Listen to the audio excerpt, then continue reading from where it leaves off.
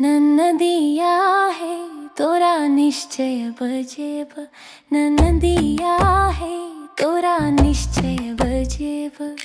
1 metre कपड़ा दर्जीबा के देबै, 1 मीटर कपड़ा दर्जीबा के देबै। दर्जीबा रे ऐमे 3 चीज बनबी है, नाने दलै लहंगा नंदुसियाले कुर्ता, नाने दलै लहंगा नंदुसियाले कुर्ता।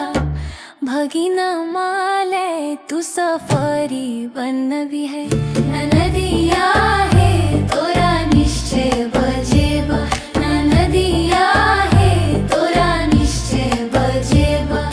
1 आना सोना सोनरबा के देबै, 1 आना सोना सोनरबा के देबै। सोनरबा रे ऐमे 3 चीज बनबी है, नाने दलै झुमका नंदुसियाले औंठी, नाने दलै झुमका नंदुसियाले औंठी।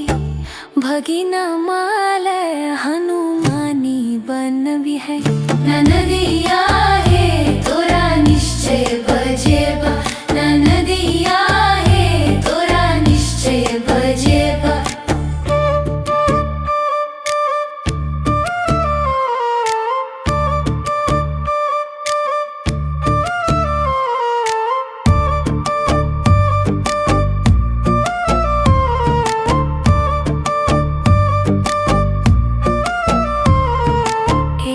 पौवा खोवा हलवैया के देबै, 1 पौवा खोवा हलवैया के देबै। हलवैया रे ऐमे 3 चीज बनबी है, नाने दलै बर्फी नंदुसियाले पेड़ा, नाने दलै बर्फी नंदुसियाले पेड़ा।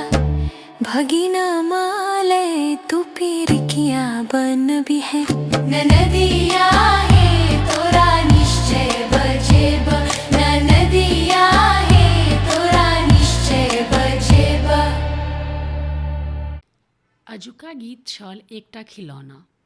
गीत यदि नीक लागल हुए तऽ लाइक, शेयर आ सब्सक्राइब करू। जय मिथिला, जय मैथिली।